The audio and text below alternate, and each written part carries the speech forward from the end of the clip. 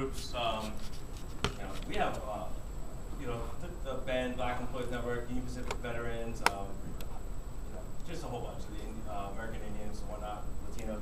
But obviously the newest one and the most active one is this group, UP Ties. We've done so much hiring over the last 5-10 years, and just continually, that the workforce is so young. I mean, it's just so young there. I'm 41, and I'm seriously like in the top, like I think it's like 25%, or I think I'm older than 75% of the people. I mean, it's nuts how young the workforce is. But all that said, what the young workers got together did is UP Ties. It's for newer employees, a way to network with them, kind of get to know one another. It's amazing how mobile and connected they are. Of course, technology and all that stuff. I will tell you this, here again, fair warning. I warn you about the lifestyle. Like, these are great, and they involve everyone at the company, and everyone's always invited to include. But when you're out in the field, you're gonna feel a little remote. A lot of this stuff happens at the headquarters building. We have 5,000 employees at the headquarters building. Out in the field, you're working, maybe in a remote yard or maybe in a remote shop, and probably not as obvious that these things there, because they're just, what can I tell you? It's just not. It doesn't have as much presence there. It should, and that's something you want to lead. If you're an active person, get it going. It is going in some places. But all that said, a lot of people in the field are a little bit resentful about, hey, how come more doesn't happen in the field? Well, there's not as much of a concentration of employees out in the field in any one location. So you have to kind of, come to the headquarters building. It's beautiful. We have a beautiful headquarters building, beautiful gym, beautiful facilities, beautiful eating. And when people in the field come, they feel a little resentment, but you just gotta accept that. You're hiring on to work in a mechanic shop. Those mechanic facilities are fantastic. They're beautiful. Working like they were saying, work out in the field and work out on a nice day, and I'm stuck in the office. I'm miserable there, But you just have to understand that there's different things going on in different parts of the road. To touch on those benefits too, one of the things that I looked for that I thought was really cool with Union Pacific was their employee. They want you to be healthy. So they offer a lot. They actually have a specific person in a specific part of a department that goes and looks for new gyms that they offer complete memberships to. You never have to pay any out of pocket. I have, I think, 4 gyms in the Kansas City area that I frequently attend. In between YMCA, Snap Fitness, 24-hour fitness, or I guess it's 3, it's not 4. But I go to 5. You go to 5? Yeah. Well, yeah. But anyways, just they have also small benefits like that that really make a difference, but it's nice when you travel too, you always have a gym to go to. So it's pretty cool. Yeah, it is kind of cool. So we're often recognized in a lot of publications. Again, just go out and Google our name and just look at the article in the news. One thing that does make the news a lot is, unfortunately we have derailments and things go wrong. But I will tell you this: we handle it like a world-class company. We report on it. We understand the implications of not being transparent. Anymore, everything is just on the news, on the internet as it's happening, and it's a very reputable company. That doesn't mean things aren't going to go wrong. Go out. I just challenge anyone. Just go out there and do the stock quote. Look at all the news tied to the stock quote. Something to be proud of, right? Not everybody can say that about their companies. So the next step, so too much on this, but if you haven't yet submitted your application, if you're interested, you have to submit your application on what's called Husky Jobs. I think that we call it Husky Jobs. And then once you submit your application there, you got to go into the job folder or the job description, and then it'll ask you to submit one more application on our website, and you have to select the discipline, whether it's mechanical engineering or transportation. It's got to be in both places, because the reason is because as a federal contractor, we're required to do applicant tracking. We can't do that in your system, so we have to report to the government things like diversity numbers, that sort of thing. We're responsible for at least making that attempt. For those here, the underclassmen, this is more or less just an informational session. We'll give you the opportunity to ask questions. But if you are interested, perhaps later on, we didn't have any internships coming this time. We generally fill those in the fall. Next fall, come talk to us if you're still an underclassman and want to consider an internship. We'll talk to more about it then. Great things about our internships now is if you want a mechanical internship, it's going to be in a shop. If you want an engineering internship, we're going to put you out in the field. We're going to put you where the work is, and you're going to do some value-added work, hands-on experience, and you'll really find out if this is what you want to do. But people now, we have people who are interested in full-time positions. You might want to stick around. We'll talk more. There's a test that you have to take, a pre-employment test and that type of thing. But for the underclassmen, I don't think you need to do that at this point. And then if you do do well on the test, if we do an interview and you think you do well on that, then we'll invite you to Omaha for a second round interview with the department that you're applying for. So if you're a mechanical major, you come in and interview with mechanical executives at Union Pacific in Omaha. Of course, engineering and so on and so forth. We'll fly you, we pay for those expenses. You know, it's just like the travel when you're a UP employee. Even if you're applying for it, we fly you in. If necessary, we put you up in a hotel. I will say there is some logistical complications from Michigan Tech students because it's very difficult to get in and out the same day. You gotta go to Chicago, and you know the travel is just not logistically easy. So we'll come fly in the night before, put you up in a hotel, come in for the interview, we'll get you back out in the airport, and you go out. You know, but you have to do that second round interview in person. But get to see Omaha, which is kind of cool. There's our website. You want to learn more about it. Hopefully you've been there already, but you know, there's some videos, some testimonies. We're actually updating this probably in a couple months. It'll feel very different, but you can see a lot of information to learn about it and just more details about it. You can even go look at our benefits and stuff like that. And then there's the operations management program. It talks more about it. There's individual links for the discipline that you're interested in.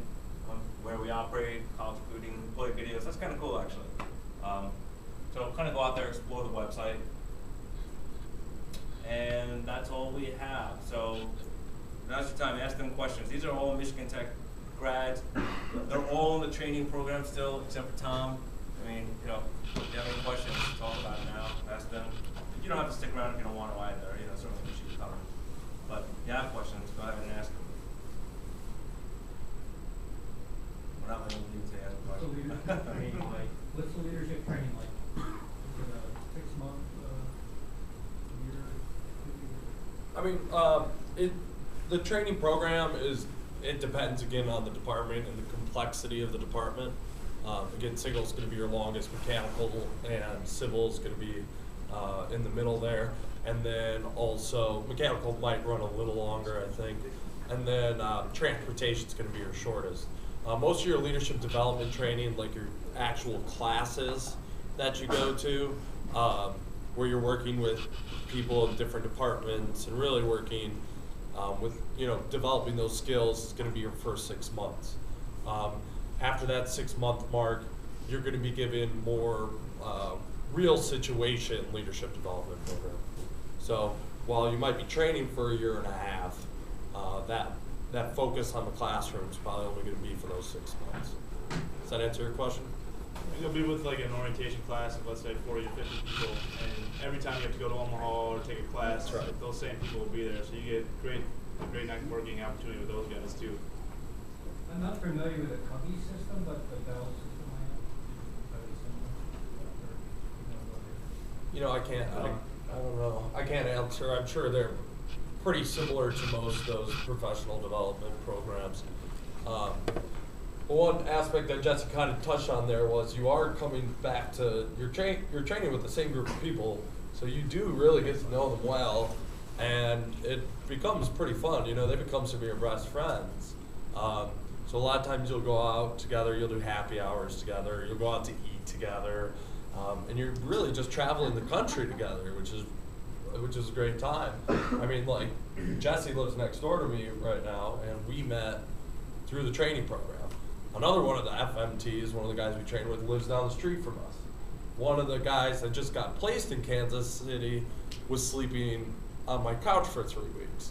You know, that's of course not expected by anybody, but it's just that we created good relationships through that. And we're all different departments too. So those are relationships I'm going to keep with me for the rest of my career at Union Pacific.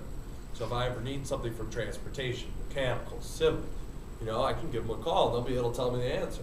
Or maybe they won't know the answer, but they'll be able to tell me somebody else that does. So it's kind of that networking there. So Another great thing about our training program is, or training in general, training never ends at Union Pacific. As operating department managers, you're required to do a minimum of 40 hours of training every year.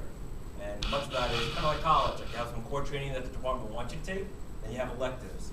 And you can say, I want to go to Omaha for 3 days and do a leadership training or network. Much of our training is actually designed from outside consultants about our business. So a lot of it is technical training, not just generic Stephen Covey leadership training. It's about hey, how to run a more efficient network, or finance for non-finance managers, or something like that. You know, it's very geared towards Union Pacific's business. So once you come into UP, never ends. You know, training completely up to you. You know, how much a little bit, well, I shouldn't say how little, you gotta do that minimum of 40 hours a week, or a month, I'm sorry, 40 hours a week.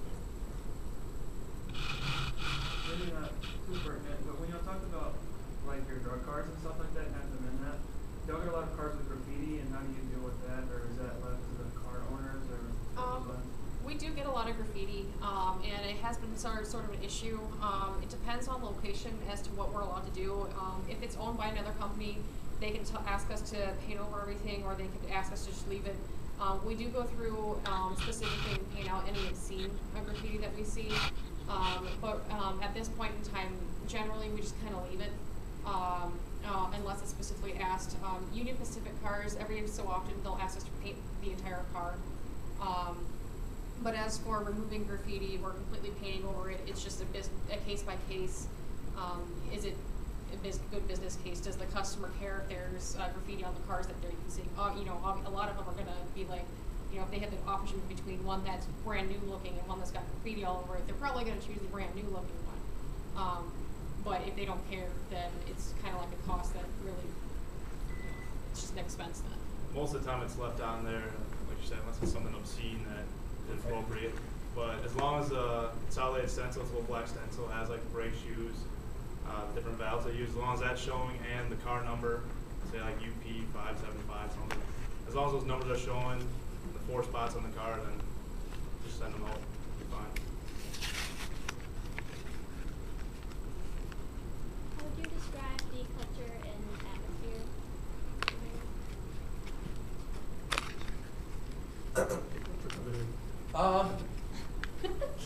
Well, it's a difficult question, and I'd say it is a changing culture, and I'd say it's definitely changing for the better. That's not to say it's bad, but there's right now we have a lot of older people retiring, so there's a lot of old heads, right? They used to do it all their old way, and you know they used to go, oh, I've been doing this for 40 years, so I'm gonna keep doing it that way. You know, and they manage with a command and control style. That's right. It can be very much militaristic in how they do it. So, but also, like Steven said, we have so many young people coming in to meet that demand of people retiring that we have a very young culture at the same time coming up. So I can see it on a day-to-day basis, the culture changing, and I can see it changing for the best. It's one of the best times to be at Union Pacific because you're on the front end of that. So if you can have the ability to recognize that and help change that culture and do everything in your personal area to change that, you're going to be recognized for that. And that's, I think, what's the really cool part about it. Anybody else want to touch on that? And most of those guys that have been there for 4 years, if you go up and ask them how they do their job, they're always more than happy to help you. And Yeah. They want you guys to know, because that's 4 years of experience that, which if you wasted, they left without helping anybody else. So I always go around, I don't know a lot right now, or at least I didn't, but now I know a lot more because I wasn't afraid to ask the guys to help me out, or just go in there, hey, what are you doing? What's this for? Just things like that. And whenever you're working in an industry that has union workers, you're always going to have some sort of disconnect between union workers and management, because you have your agreement and non-agreement. And a lot of that times, it's just so they have something to complain about. You know, it doesn't mean that they hate you, you know, or doesn't mean that they really dislike what you're doing. It's just they want to get the camaraderie of coming together to complain about something, you know. So it's not all bad, because I think it's fine. You know, if they want to, they don't have to love me, right? But if they do their job the way they should, I'm okay with that. You know, I want to be their manager, not their best friend. If you're worried about the whole gender thing, you know, it was kind of interesting going in. You know, people will tell you that it's, you know, that it's a man's world out there. Well, while the good majority of the field workers are male, as long as you know, I haven't had any issues first, you know, I'm a brand new college student, and any of the issues that I have run into, it's been more of the you don't have experience here. It's not that you're a woman. A lot of the guys are very accepting. The old heads, You know, like he was saying, they can be kind of stubborn sometimes. You just got to kind of grow a thick skin with some of them, and that's only maybe 1 or 2% of the workers. Most of them are very accommodating. They're happy to work with you. And you know, and if you do have issues, you always have people you go to, and we do have a department that deals with those kind of issues too. So we do take it very seriously. You know, treating everybody equally. And you're gonna find that anywhere you go, no matter where you work for. You're gonna find people that you don't get along with. You know, you're gonna find people you don't care for. But that doesn't mean you can't work with them, right? So that's what it comes down to. And really, I think, like Victoria said, you know, 99.9% of the time, those guys, they're good guys, you know? We're all there for the same reason, to make money. And, you know, don't let anyone tell, you know, there might be the occasional foamer that really likes trains, but, you know, we all want to provide for our family and go home safe. So that's usually what it comes down to.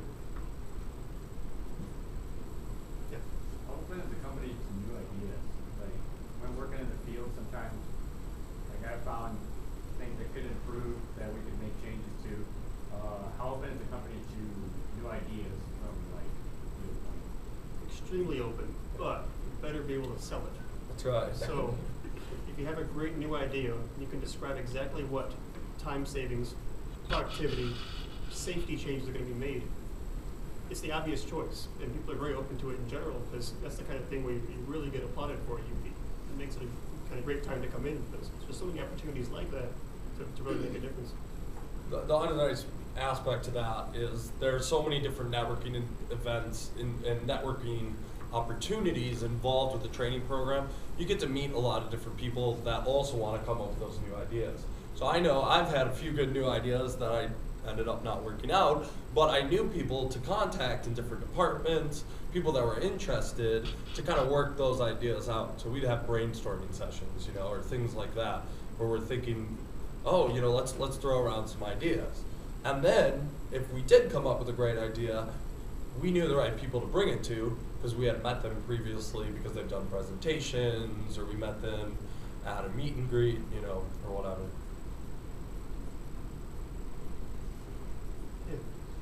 What typically happens when you get called into an emergency situation with like a derailment or something? Is it always a major problem and does it need to be fixed right away? Or Believe it or not, we have over 1,000 derailments a year. Keep in mind, 99% of these are the wheels fall off and boom, we have a couple wheels in the ground. 3, 4, 5, 6 times a year we'll have a major train derailment where, you know, the whole thing falls under. So the responsibilities are so different. And you talked about how one of the major roles of going there is to defend your guys, to let them know, to find the root cause of the issue, so the blame isn't placed on you. Yeah, I'd say absolutely. And I mean, from like, what do I do as I go there as a manager? What I do is I get around with the other departments. We all get together and we say, okay, what was the cause of the derailment? Right? So while we hire contractors to pick up the cars, put them back in place, get the cars out of the way so we can repair everything around. While that's happening, I get together as a group of all the managers and we say, what's the root cause? And we go and we check the various things. So we're going to check the gauge of the track, right? How wide the track was. We're going to follow where the actual cars left a mark when they came off. We're going to check to make sure the signal system is working in order and the switches are throwing right. So we do that crime scene investigation.